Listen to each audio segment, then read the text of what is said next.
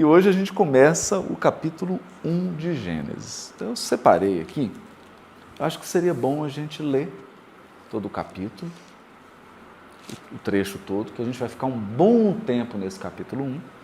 E hoje eu trouxe a promessa, a grande promessa, que é o texto em hebraico, narrado por um locutor. É claro que muitos não vão entender nada do que está sendo dito, né? Mas o importante aqui é a sonoridade, porque como é um texto de poesia, a gente ouvir o som, a rima das palavras, ver como que isso tem uma cadência, como que isso foi feito para ser cantado mesmo na sinagoga. E qual que é a experiência do som. A gente acha que essa é uma experiência muito boa, porque ela é muito diferente da experiência de ler o texto em português. O texto em hebraico, que é o texto no original, ele tem um sabor, uma rima, um ritmo, um uso de palavras, técnicas avançadas de combinação de som, que na poesia é chamado de aliteração, quer dizer, a pronúncia, o som tem muito valor, e por se tratar de um texto que é também um texto poético, a gente precisa ter contato com essas outras dimensões do texto, né? E vamos já entrar também em algumas coisas de conteúdo. Uma coisa precisa a gente chamar a atenção. O Bruce Waltke, nesse livro, que é um comentário de Gênesis, apesar de a essência do comentário dele ser fraca, a abordagem dele literária do livro de Gênesis é forte. Quer dizer, nisso ele é forte. E a gente precisa saber valorizar o ponto forte da obra do Waltke. E aqui ele faz a primeira proposta que seja dividido assim, do capítulo 1, versículo 1, ao capítulo 2, versículo 3. É uma unidade. E é importante dizer isso porque nós já falamos, não tinha capítulo, não tinha versículo, não tem separação entre as palavras, não tem vírgula, não tem ponto. Isso tudo é coisa moderna que foi colocada no século XVII, depois da invenção da imprensa. Isso não há. De modo que essa divisão do final do capítulo 1 e início do 2 não foi uma divisão bem feita. Essa divisão não foi feliz. E por que não foi feliz? Porque no capítulo 2, versículos 1 a 3, é que finaliza o sétimo dia. Então, na sequência da criação, primeiro, segundo, terceiro, quarto, quinto, sexto, o sétimo ficou de fora. Foi colocado no capítulo 2. Não foi uma divisão muito adequada do livro de Gênesis. Não é a divisão que os judeus fazem.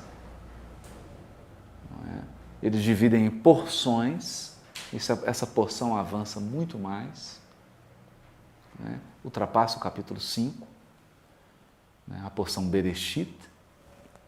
Então, realmente a gente tem que fazer esse ajuste aqui. Mas na proposta do Waltke, que é uma proposta bem interessante, porque pega a própria lógica da divisão em dias, nós temos capítulo 1, versículo 1, até capítulo 2, versículo 3. E ele propõe o seguinte, no versículo 1 do capítulo 1, tem uma declaração sumária da criação.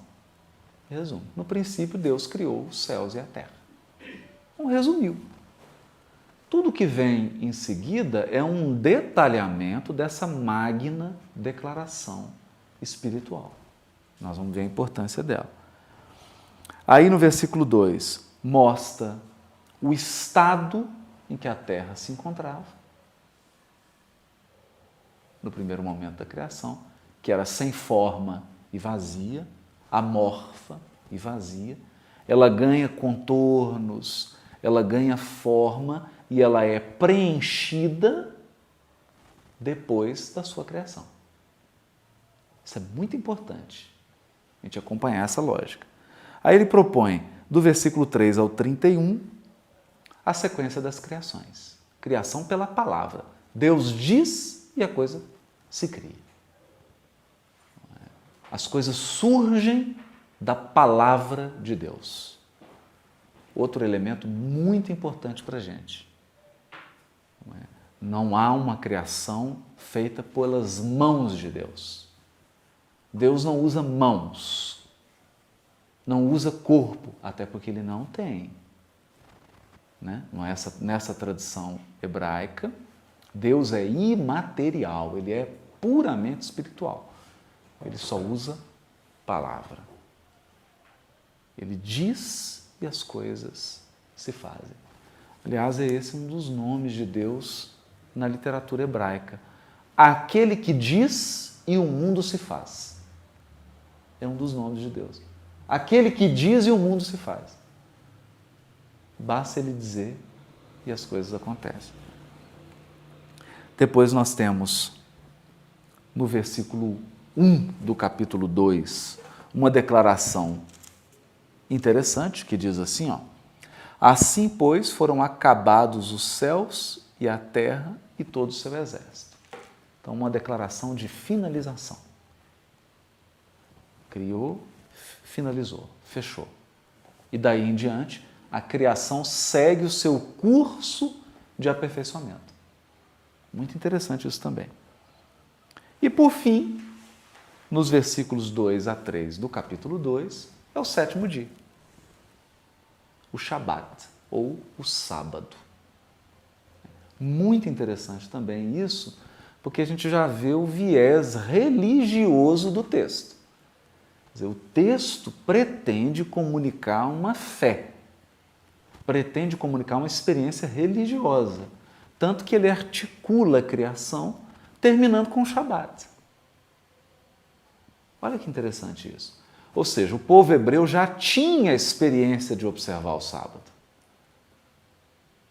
Já tinha a experiência religiosa do sábado. E o que é a experiência religiosa do sábado? Sexta-feira, um determinado horário, depende muito das condições astronômicas, mas nós vamos fazer uma aproximação mais ou menos entre 17 e 18 horas, variando de um local para o outro, começa o Shabat. Porque o dia começa no anoitecer, quando surge a primeira estrela ou, se for visível, a lua. Quando começa a surgir, é Shabat, na sexta-feira, no sexto dia, né? E o Shabat vai até o sábado, 17 e 18 horas. Não é como a gente que o dia começa meia-noite e termina meia-noite. Não é assim que eles contam. Então, a gente já começa a detectar que havia uma prática religiosa, uma experiência religiosa do povo hebreu, e a partir dessa experiência religiosa, o povo hebreu, através dos seus escritores, dos seus autores inspirados, espiritualmente inspirados, ou diríamos nós espíritas, através dos seus médiums, relatam a criação, colocando lá um Shabat. É muito curioso isso. É muito curioso. Que a gente percebe o viés religioso da poesia. A poesia quer dizer o seguinte: o Deus que nós acreditamos, o Deus que nos orienta, o Deus que nos instrui, é o autor do cosmos, é o criador de tudo. É uma declaração importantíssima. Numa sociedade da época que acreditava e que cultuava vários deuses. Um Deus criador de cada coisa separada. Então eu tinha um Deus da água, um Deus do céu, um Deus do ar, um Deus da nuvem, um Deus do relâmpago, um Deus da natureza. Eram deuses, era um panteão de deuses. Cada qual criador e responsável por algo da criação. Aqui não. Aqui começa o Deus Uno, o Deus único e o Deus Uno. É um só Criador, ele é Criador de tudo e ele é uno. Toda a criação tem um plano de unidade. Então isso é importantíssimo também, porque são duas grandes declarações do texto. É interessante isso? Alguém quer perguntar alguma coisa, comentar? Ó, todo mundo caladinho. Podemos avançar? Bom, então essa é a estrutura. Agora vamos sentir o texto. O que vocês querem primeiro, hebraico ou em português? Acho que é hebraico, né? Em hebraico, né? Então, eu vou colocar aqui perto do microfone.